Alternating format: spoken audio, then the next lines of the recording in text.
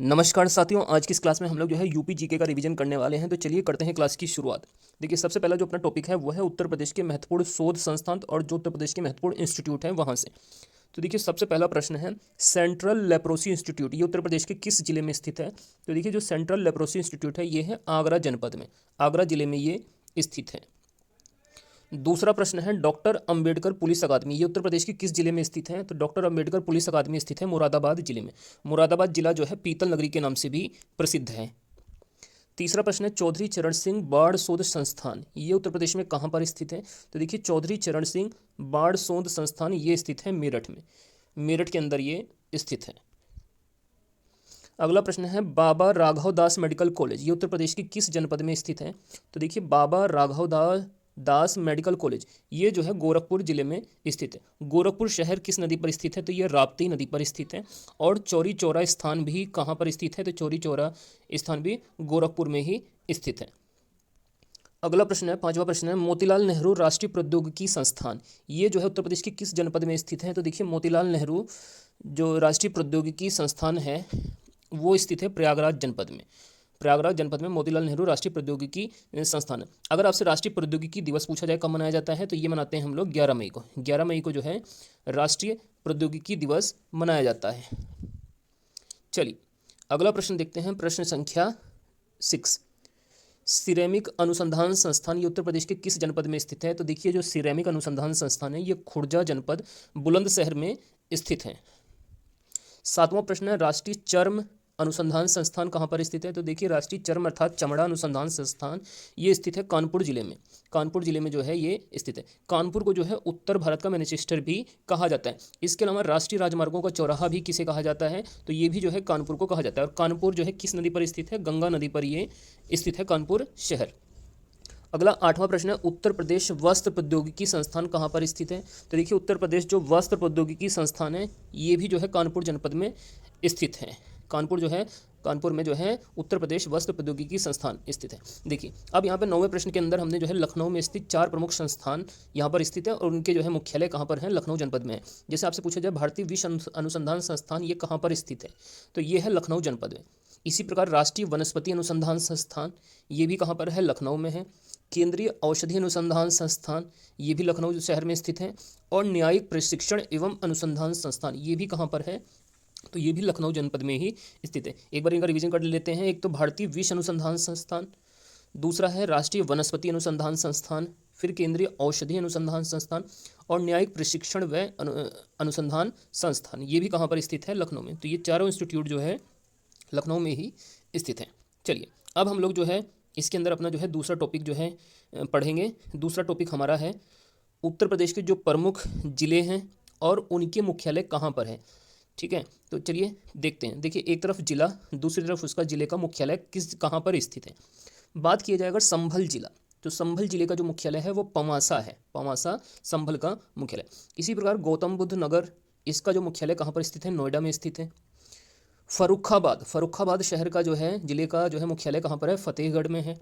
इसी प्रकार कानपुर देहात का जो ज़िले का मुख्यालय है वो अकबरपुर माती है।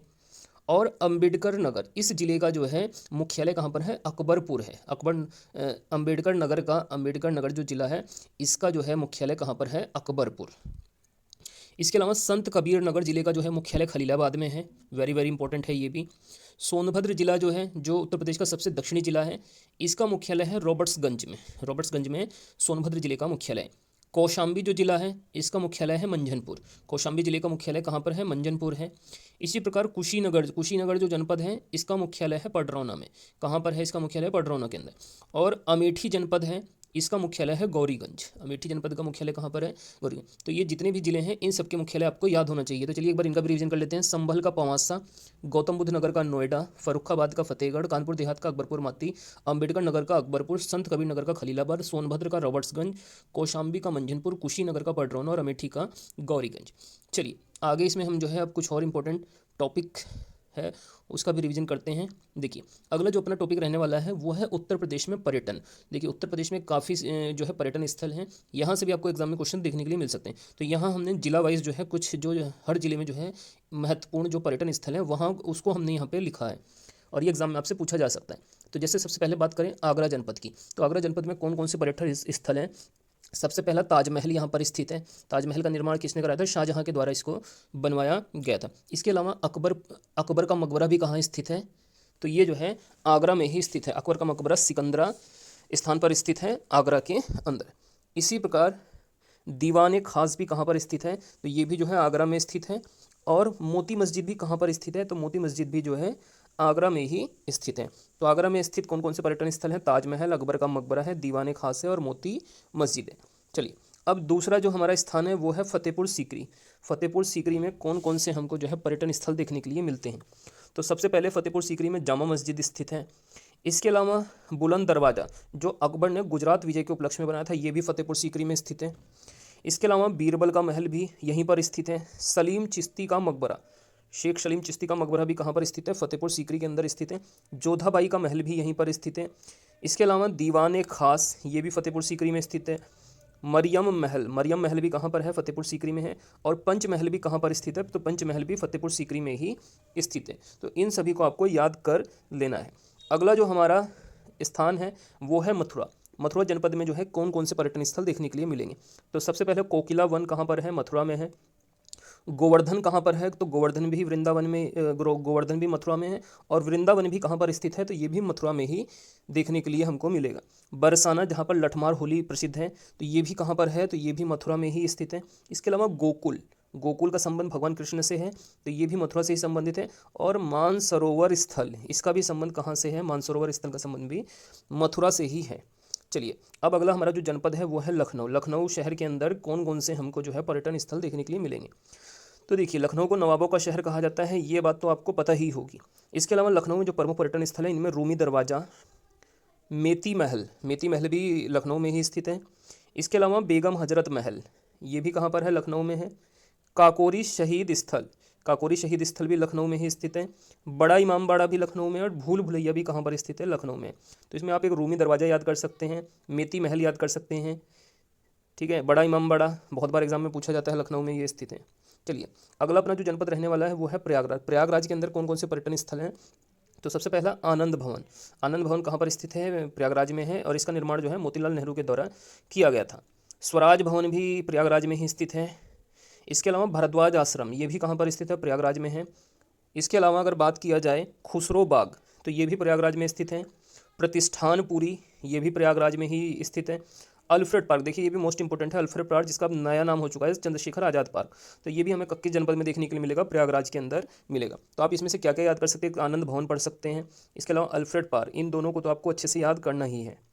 चलिए आगे, अब इसमें देखते हैं कुछ और जिले जो पर्यटन की दृष्टि से काफ़ी इंपॉर्टेंट है। इनमें नाम आता है अयोध्या। अयोध्या शहर किस नदी पर स्थित है? सरयू नदी पर। किस नदी पर है ये? सरयू नदी पर। तो अयोध्या में हमें कौन कौन से पर्यटन स्थल देखने के लिए मिलेंगे? एक तो ये श्री राम जी की जन्मभूमि है। दूसरा अगर पूछा जाए कनक भवन मंदिर कहाँ है, तो ये भी आप कहेंगे अयोध्या में है। हनुमानगढ़ी मंदिर, ये भी हमको अयोध्या के अंदर ही देखने को मिलेगा। इसके अलावा 5 जैन तीर्थकरों की जन्मभूमि, ये किसको माना जाता है? अयोध्या को। मोस्ट इंपॉर्टेंट पॉइंट है ये कि बताइए ऐसा उत्तर प्रदेश का कौन सा स्थल है जो 5 जैन तीर्थकरों की जन्मभूमि रहा है? तो वो है अयोध्या जनपद। जैन धर्म के अंदर टोटल जो है 24 तीर्थकर हुए हैं, जिसमें से पहले तीर्थकर थे जो है ऋषभदेव। इसके अलावा 23वें थे पार्श्वनाथ और 24वें थे महावीर स्वामी। इनका नाम भी आपको याद रखना है। 24वें अंतिम थे महावीर स्वामी। देखिए बात करें इसके अलावा, देखिए बहू बेगम का मकबरा, ये भी हमको कहाँ पर देखने के लिए मिलेगा? अयोध्या जनपद के अंदर ही देखने के लिए मिलेगा। तो अयोध्या में कौन कौन से स्थल हो गए? श्री राम की जन्मभूमि, कनक भवन मंदिर मोस्ट इंपॉर्टेंट है ये, हनुमानगढ़ी मंदिर, 5 जैन तीर्थकरों की जन्मभूमि और बहू बेगम का मकबरा, ये सभी अयोध्या में। अब बात करते हैं वाराणसी जनपद की। वाराणसी के अंदर कौन कौन से हमको पर्यटन स्थल देखने के लिए मिलेंगे? तो बात करें अगर हम वाराणसी की, तो सबसे पहला जो यहाँ पे हमको मिलेगा, एक तो ये वाराणसी जो है आपको पता होना चाहिए, ये मंदिरों और घाटों के नगर के नाम से भी जाना जाता है। इसके अलावा गंगा के 84 घाट हमको यहीं पर देखने के लिए मिलेंगे वाराणसी में। विश्वनाथ मंदिर बहुत इंपॉर्टेंट है वाराणसी शहर का, विश्वनाथ मंदिर। इसके अलावा भारत माता का मंदिर बहुत बार परीक्षाओं में पूछा गया है, वाराणसी में स्थित है। अन्नपूर्णा मंदिर भी कहाँ पर है? वाराणसी में है। और एक काल भैरव का मंदिर, ये भी वाराणसी में ही स्थित है। और सारनाथ, जहाँ से भारत का राष्ट्रीय प्रतीक अशोक स्तंभ लिया गया है, वो भी कहाँ पर स्थित है? तो वो भी वाराणसी में ही स्थित है। अब अगला अपना जनपद रहने वाला है सहारनपुर। सहारनपुर पर्यटन की दृष्टि से देखिए वहाँ पर क्या क्या चीज़ें फेमस है। सबसे पहले साकुम्बरी देवी मंदिर, ये मोस्ट इंपॉर्टेंट है। साकुम्बरी देवी मंदिर मैचिंग में बहुत बार पूछा जाता है ये। 4 विकल्प देकर आपसे पूछा जाता है कौन सा जो है युग्म सही लिखा हुआ है, तो आपको याद रखना है शाकुंभरी देवी मंदिर सहारनपुर से संबंधित है। इसके अलावा हुलास, देवबंद, हुलास और देवबंद ये स्थल भी हमें कहाँ देखने के लिए मिलेंगे, तो ये हमें सहारनपुर जनपद में मिलेंगे। इसके अलावा लखनौती किला, ये भी सहारनपुर जनपद में ही स्थित है लखनौती किला। हुलास को आपको अलग से याद करना है, शाकुंभरी देवी मंदिर और हुलास सहारनपुर में। अब देखिए बात करते हैं कानपुर नगर की। तो देखिए जो कानपुर शहर है वहाँ पर एक तो आपको बिठूर पर्यटन स्थल देखने के लिए मिलेगा, बिठूर, और ये गंगा नदी के तट पर स्थित है। इसके अलावा जार्ज मऊ, ये भी कानपुर में ही स्थित है, जार्ज मऊ। और जेके कैंसर संस्थान या जेके मंदिर भी इसको आप कह सकते हैं, ये कहाँ पर स्थित है, तो ये आपको कानपुर में देखने के लिए मिलेगा, जेके कैंसर संस्थान। अगला जो अपना जनपद है वो है गोरखपुर। गोरखपुर में पर्यटन के लिए क्या क्या यहाँ पर प्रसिद्ध है। गोरखपुर शहर किस नदी पर है, राप्ती नदी पर है, इस चीज़ को भी आपको याद रखना है, राप्ती नदी। देखिए चौरी चौरा स्थल ये कहाँ पर है स्थित, ये भी गोरखपुर जनपद में है। चौरी चौरा घटना कब हुई थी, 1922 में, इसको भी आपको याद रखना है। गोरखनाथ मंदिर भी गोरखपुर में है। और गीता प्रेस, देखिए हाल ही में ये जो है ये गीता प्रेस चर्चा में था, तो ये गीता प्रेस भी कहाँ पर स्थित है, तो ये गोरखपुर में ही स्थित है। अगला जो जनपद है जौनपुर है। जौनपुर शहर गोमती नदी के तट पर स्थित है, पहली बात तो ये इंपॉर्टेंट है। दूसरा इसको जो है शिराज कहा जाता है भारत का। भारत का शिराज किस शहर को कहा जाता है, तो ये जौनपुर जनपद को कहा जाता है। यहाँ पर शाही किला आपको देखने के लिए मिलेगा। हिंदी भवन जौनपुर में ही स्थित है। और अटाला मस्जिद, कौन सा मस्जिद, अटाला मस्जिद कहाँ पर है, तो अटाला मस्जिद भी हमें जौनपुर जनपद में ही देखने के लिए मिलता है। अगला अपना जनपद है प्रतापगढ़। प्रतापगढ़ में क्या क्या पर्यटन स्थल है, सरायनाहर, दमदमा और पाहदहा। ये देखिए ये एक प्रकार से जो है हड़प्पा स्थल हैं जो प्रतापगढ़ जनपद में पाए जाते हैं, सरायनाहर, दमदमा और पाहदहा। तो इनको भी आपको याद रखना है, सरायनाहर, दमदमा और पाहदहा, ये तीनों प्रतापगढ़ जनपद में स्थित है। इसके अलावा देखिए अगर बांदा जनपद की बात करें तो बांदा जनपद में जो है कालिंजर दुर्ग स्थित है। कालिंजर दुर्ग हमें कहाँ देखने के लिए मिलेगा, बांदा में। और बात करें अगर कुशीनगर जनपद की, तो कुशीनगर जनपद में हमको बौद्ध संग्रहालय देखने के लिए मिल जाता है। तो दोस्तों ये आज की हमारी जो है यूपी जीके की एक मोस्ट इंपॉर्टेंट क्लास थी। अगर आप लोगों की क्लास अच्छी लगी है तो कमेंट करके आप लोग अपनी राय ज़रूर दीजिएगा। और अगर आप लोगों को वीडियो पसंद आई है तो वीडियो को लाइक करके आप लोग चैनल को जरूर से जो है सब्सक्राइब कर लीजिएगा।